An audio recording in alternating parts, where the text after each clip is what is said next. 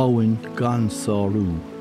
Abhainn a rihan tre trí chContae I gCois Móire, ag tosnú I sléite ar thuaisceart Chiarraí, ag rit tríd cContae Chiarraí, agus isteach gContae fortláirge, go dtí go mbualann sí an airige tar éis cuasa 169 kiloméadar in Eochaill. Breis agus 60 blianach in tháinig fearr an so go dtí foinse na Abhainn Mhór. De hiúil sé cuasa na Abhainn ar fad go dtí cuan Eochaille an áit inar tógagé.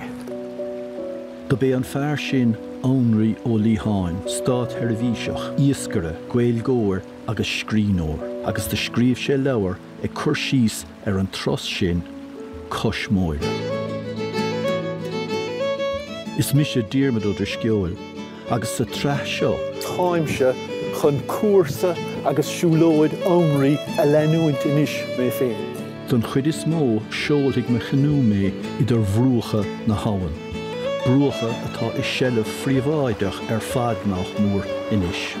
Tríd an limistéir fé chéimhnú speisialta seo. Sníonn an Abhainn seo a cuasa tre rúthaí ilcheanálacha, tre híorghreach éagsúil na hÉireann.